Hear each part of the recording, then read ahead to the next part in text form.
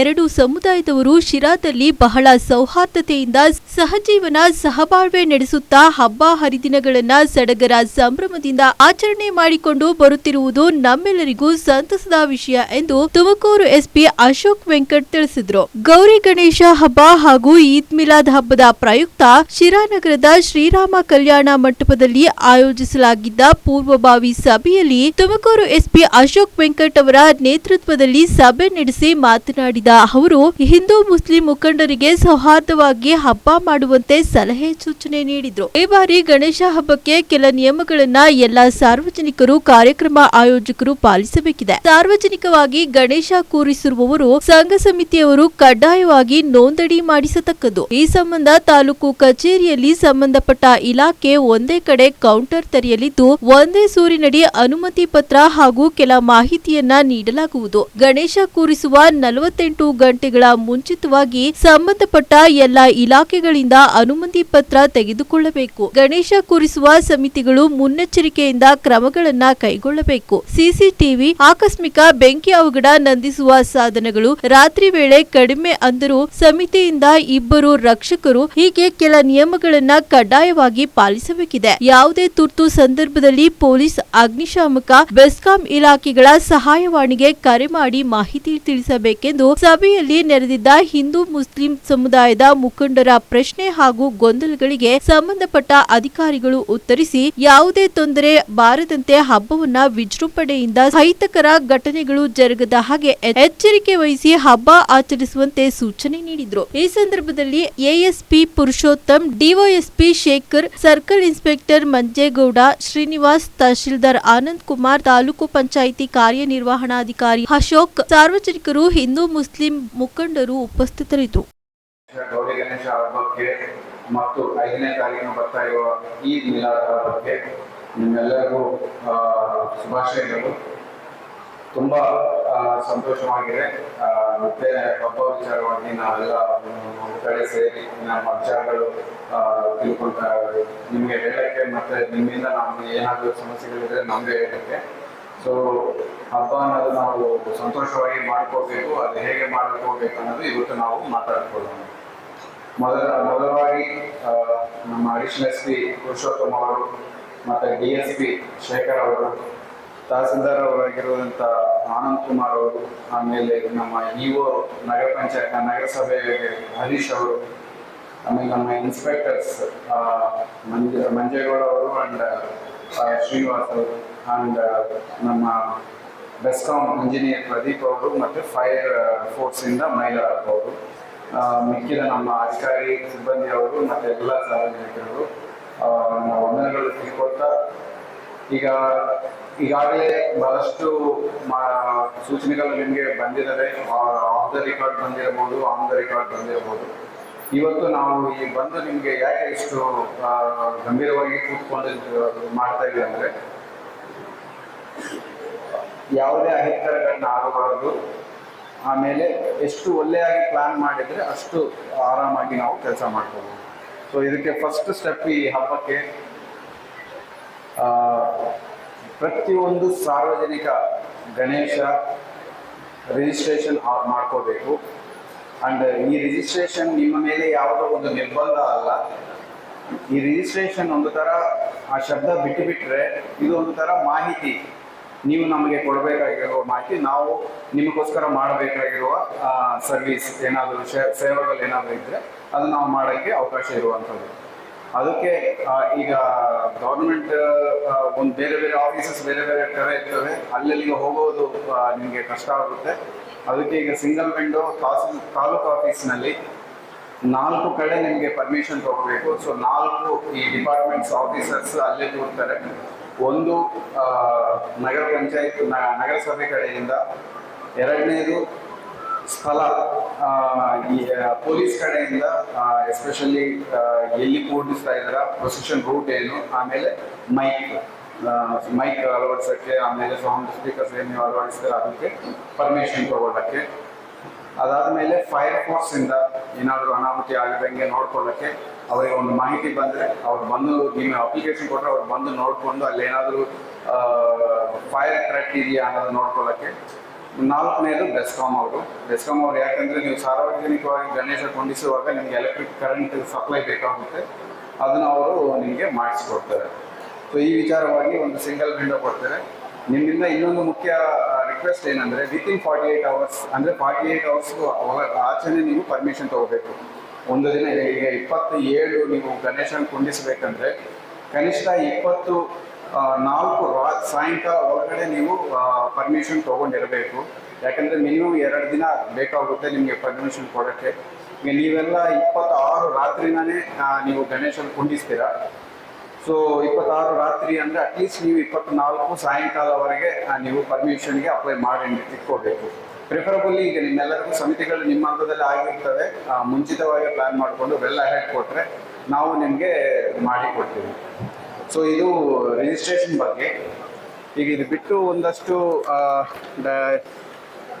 ಒಂದಷ್ಟು ಇದು ಕೊಟ್ಟು ಒಂದಷ್ಟು ಇನ್ಸ್ಟ್ರಕ್ಷನ್ಸ್ ಇದ್ದಾವೆ.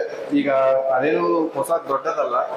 ಫಸ್ಟ್ ಥಿಂಗ್, ನೀವು ಗಣೇಶನಲ್ಲಿ ಎಲ್ಲಿ ಕುಂಡಿಸ್ತೀರಾ ಆ ಜಾಗ ಸ್ವಲ್ಪ ಸ್ಪೇಷಿಯಸ್ ಆಗಿ ಇರಬೇಕು, ಅಂದರೆ ಇಕ್ಕಟ್ಟಾಗಿ ಇರಬಾರ್ದು. 2 ಕಾರಣಕ್ಕೆ. ಒಂದು, ಜನ ಬರ್ತಾರೆ, ಜನ ಓಡಾಡೋಕ್ಕೆ ಆರಾಮಾಗಿರಬೇಕು. ಅದೇನಾದರೂ ವೆಹಿಕಲ್ಸ್ ರೋಡ್ ಹೋಗುವಂಥದ್ದು ಏನಾದರೂ ಇದ್ದರೆ ಅಲ್ಲಿನೂ ಗಾಡಿಗಳು ವಾಹನಗಳು ಹೋಗುವಂಥ ಜಾಗ ಬಿಡಬೇಕು. 3ನೇದು ಮುಖ್ಯವಾದಂಥದ್ದು, ಫೈರ್ ಇಂಜಿನ್ ಬಂದರೆ ಅಲ್ಲಿ ಎಂಟ್ರಿ ಎಕ್ಸಿಟ್ ಸರಿಯಾಗಿರಬೇಕು. ಪೆಂಡಾಲ್ ಸುತ್ತಮುತ್ತ ಫೈರ್ ಇಂಜಿನ್ ಹೋಗುವಂಥ ಜಾಗ ಇರಬೇಕು. ಸೊ ಇದು ಮುಖ್ಯವಾದಂಥ ಇನ್ಸ್ಟ್ರಕ್ಷನ್. ಸೊ ಪೆಂಡಾಲ್ ಎಲ್ಲಿ ಮಾಡ್ತೀರಾ ಅಲ್ಲಿ ಸುತ್ತಮುತ್ತ ಜಾಗ ಇರೋ ಥರ ನೋಡಬೇಕು.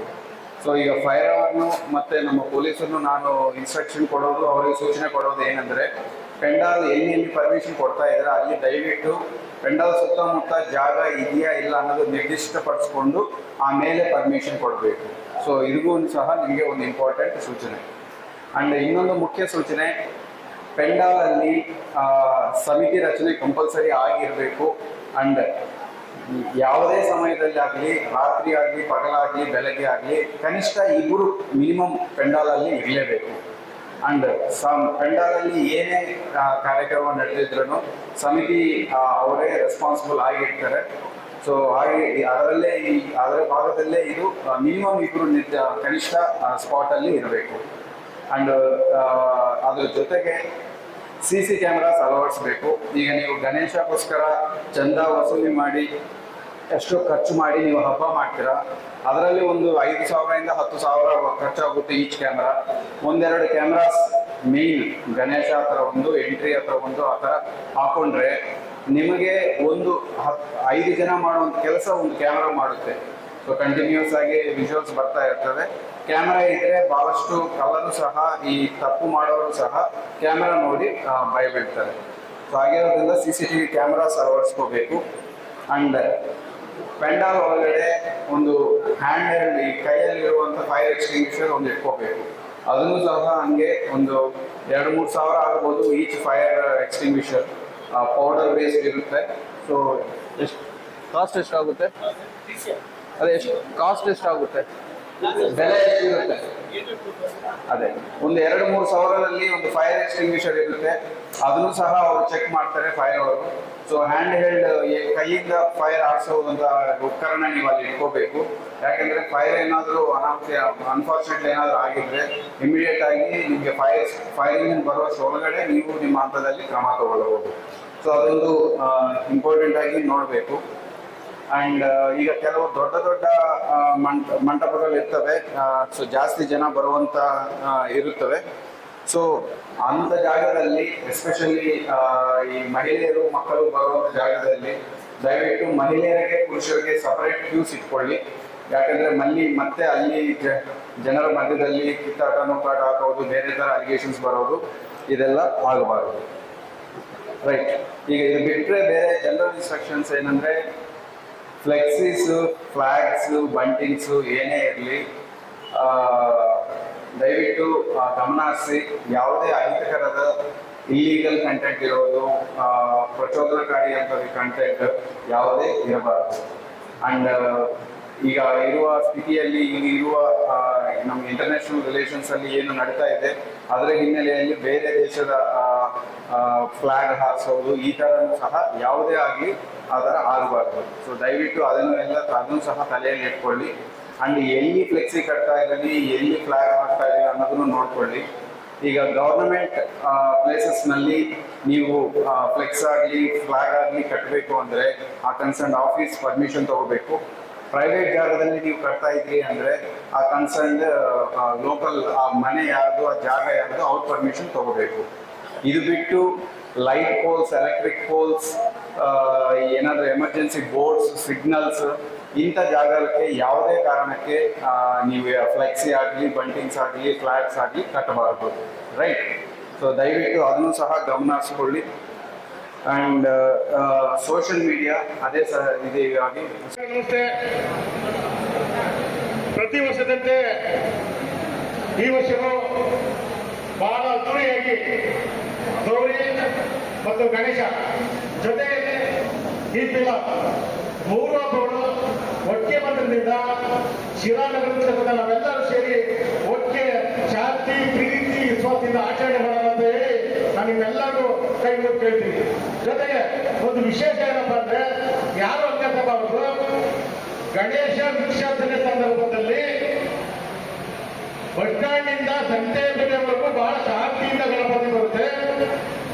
ಮಲ್ಲಿಕಾಪುರ ಎಂಟ್ರಿ ಹಾಕಿದಂಗೆ ಗೋಷ್ಠಿಗಳು ಜಾಸ್ತಿ ಆಗ್ತವೆ, ಗುಂಪು ಜಾಸ್ತಿ ಆಗ್ತದೆ, ಡಿಜೆ ಸೌಂಡ್ ಜಾಸ್ತಿ ಆಗ್ತದೆ. ಅಂತ ಸಂದರ್ಭದಲ್ಲಿ ನನ್ನ ಕಾಲದಲ್ಲಿ ಕೆರೆ ಕಲೆಕ್ಟಿ ಮಲ್ಕಾಪುರಕ್ಕೆ 2 ಅಕ್ಕಪಕ್ಕ ಇದ್ದಾವೆ. ನಮ್ಮ ಕಾಲದಲ್ಲಿ ಹೆಂಗಂದ್ರೆ ಎಲ್ಲ ಅವಿದ್ಯಾವಂತರು ಒಂಥರ ಬಯಲು ವಾತಾವರಣ ಸೃಷ್ಟಿ ಆಗುತ್ತೆ. ಏನೋ ಆಗ್ತಿದೆ, ಏನೋ ಮಾಡ್ತಿದೆ, ಭಾಗ ಇಲ್ಲಾಸೋರು ಮಕ್ಕಳು ಅಲ್ಲ ಬಿಡೋರಿ. ಯಾಕಂದ್ರೆ ಸ್ವತಃ ಅನುಭವಿಸಿರೋದು. ಯಾಕಂದ್ರೆ ನಾವು ಆ ಭಾಗದಿಂದ ಆ ನೋವಿನ ನಡೀತಾ ಇದ್ದಿದ್ರೆ ಅನ್ಯತಾ ಮಾತಾಡೋದು. ಯಾವುದೇ ಕಾರಣಕ್ಕೂ ಆ 2 ಕಾಲಗಳಿಗೆ ಧಕ್ಕೆ ಆಗ್ದಂಗೆ, ತೊಂದರೆ ಆಗ್ದಂಗೆ, ರಾಶಿ ಆಗ್ದಂಗೆ, ಗಾಬರಿ ಆಗ್ದಂಗೆ ನೀವು ಎಷ್ಟಂತನ ನಿರ್ಣಯ ಮಾಡಿ, ಎಷ್ಟಂತನ ಕೊಂಡಾಡ್ರಿ, ನಮ್ದು ಸಹಕಾರ ಅಂತ ಕೇಳ್ತಾ ಯಾವುದೇ ಹಿರಿಯರಲ್ಲಿ ನಡೆದಂತೆ ಈ ಒಂದು ಹಬ್ಬ ಆಚರಣೆ ಅಂತ ಹೇಳಿ ನಾನಂತ ಭಾವಿಸ್ತಾ ನಿಮ್ಮೆಲ್ಲ ಗೌರವಿಸಿ ನಾನು ಮಾತನಾಡ್ತೀನಿ. ಜೈ ಹಿಂದ್.